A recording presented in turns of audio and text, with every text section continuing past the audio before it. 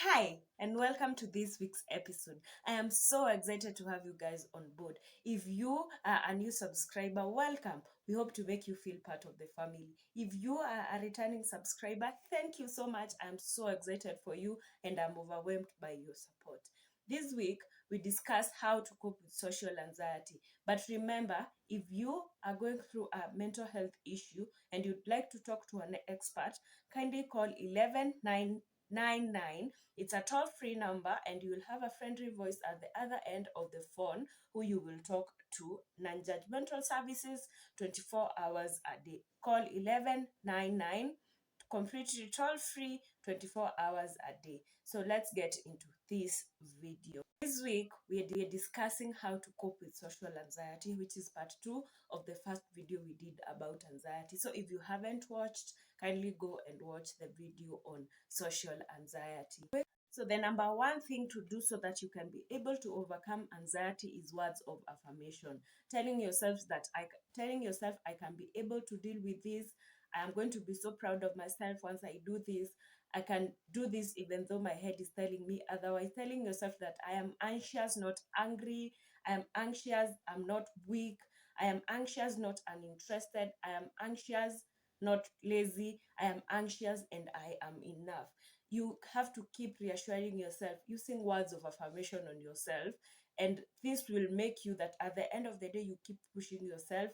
You keep, no matter what your head is telling you, you have a reassurance. You keep telling yourself that I am going to beat this and I'm going to make it. The number 2 thing that you can do, which is something I am personally doing and something I have done, is try gardening.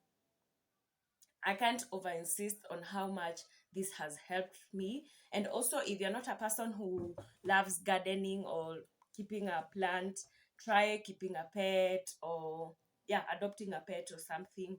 The good thing with these things is that you're able to measure your health against your plants. I know when these plants are, because I grow plants, I see them, they don't grow all of them at the same pace. They sometimes, some of them die no matter how much work you have put into them, and this teaches me lessons that all of us, we are not going to grow at the same pace. All of us, no matter how much effort sometimes you put, it's not always enough. And I'm able to measure my health against the health of my plant. So that is the number 2 thing you can try gardening or try growing a plant. Or if you're not a plant person, try get a pet or keeping a pet. It's such an amazing way. It has really helped me and I know it can really help you. The thing you can do is get a notebook. I can't over insist on this. Get a notebook. Journaling is every single thing.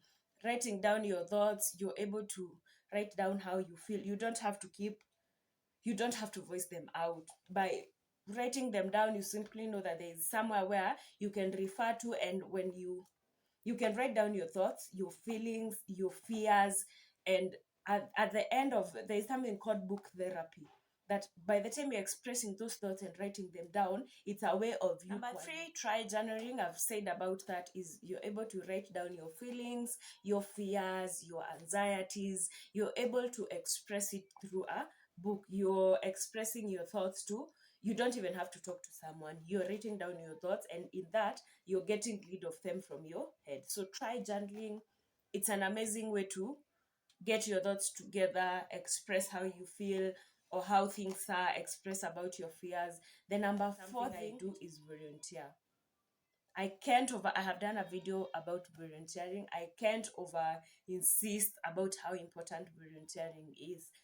Either at a local school, at a children's home, at a home for the aged, at a local facility that's next to you, a health facility, also a children's home, a rescue center, a home for abandoned kids.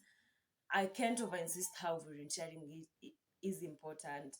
It gives you that feeling of you're serving a higher cause, higher than yourself.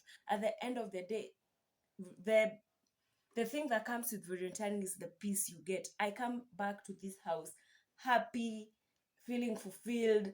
I am so excited that that God has given me a chance to touch lives no matter where. I think volunteering for me has been a journey. I have lost myself in it and I have found myself in it. it's so satisfying, and it said that your legacy is in the lives you touch. These people, I sometimes walk in town and I hear someone remember me, someone I cannot even remember.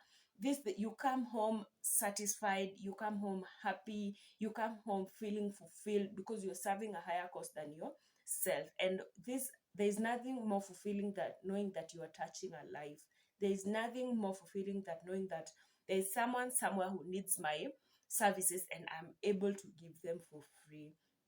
The other thing is therapy. I said that anxiety is one of the reasons why I decided to go in for therapy, among other reasons. Why do you have to battle your feelings alone when you can sit down with a trained expert and talk them out and let them help you? That's why I keep saying kindly call 1199. It's a toll-free number, 24 hours a day. You'll have a friendly expert voice at the end of the day, at the end of the phone, who is going to talk to you, and at the end of the day you end up feeling. Number 6 is practice social skills like public speaking. Some of anxieties, like the one we talked about, social anxiety, you're afraid to go to people because you don't know how they're going to perceive you. So when you take a step and practice social skills like interacting, communication, public speaking, you're able to go out there with confidence, knowing that you're able to overcome. Limit your screen time or your TV time. This is general knowledge. It will help you with sleep, and sleep is so important when you in fighting anxiety, because you're able to relax, calm down, have your thoughts to. 8 is get out of your comfort zone, face your fears, which is something I have decided to do. I am so afraid of going to places with new people.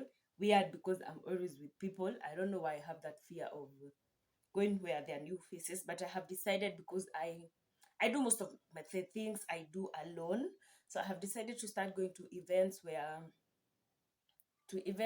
I don't know people intentionally, so that I can be able to fight that fear. And also yesterday I was talking at a school of and I was talking to about 100 students, and in the evening someone asked me, how are you able to just stand there and just talk to those students so well, so calmly? And it's because I told them it's because I've been practicing public speaking. I am in person generally a very shy person. People don't know this. I'm a very shy person, but I decided I have to I have to learn. I have to keep reassuring myself. I have to face my fears. So number 9, face your fears, get out of your comfort zones, e.g. attend events with large amounts of people. I'm a hang out with strangers. I have done that a couple of times. And you just go there and be yourself. And it's not like, I know that sometimes you feel like I just don't want to go out of the house, but you just go out there, hang out with strangers, and at the end of the day, you come home feeling so, because these are people who they don't know you. So you're able to interact so nicely. Write yourself a letter about everything you have gone through, everything you have done good, everything you have achieved. So when you're feeling down, you're going to pick that. That's why I insisted on journaling. You're going to pick that letter and see, if I was able to go through this and I came out of it strongly, even this one, or what I'm going through, I'll be able to go through it and come out of this stronger. Number 10 thing is declutter your space. Simple, self-explanatory. A cluttered mind is a sign of a cluttered space. As a result of a cluttered space, it is so important and so essential to just have a space where you can work, that is clean, that does not have a lot of baggage, because that baggage ends up being in your mind. Imagine or take a scenario where you're in your house and clothes are everywhere, dishes are dirty. You don't even have that peace of mind. You come home and you don't even feel like doing anything, as compared to when you have a clean space. Number 11, read. Can't over insist. I read all the time, and reading is such an amazing way to discover people, to discover places, to pick other habits, to see how people have been able to deal with this. And it's Jane Basquill says that open a book and you will find people and places of every kind. Open a book and you can be anything you ever want to be. read. The last, a morning and evening routine, workable routine, an organized routine. It helps you organize your thoughts, and you're able to focus on one task at a time. You just don't do things randomly. By a routine, you're able to go through your day knowing that this is what I am supposed to do. So even when you're not feeling like doing it, at least you have an organized way of knowing this is what I have to do. So when you start with task one, you're able to know at kumbe, it is not that difficult to even do that, to even do the next task. So a working morning and evening routine. I'll be sharing videos very soon of my morning and evening routine. So be sure to subscribe to the channel so that you don't miss out on those videos. I am so excited. Thank you so much, guys. Please remember to subscribe, like, share, and comment. Until next time, remember to be kind. Check on your family, check on your friends. Your mental health matters. It's okay not to be okay.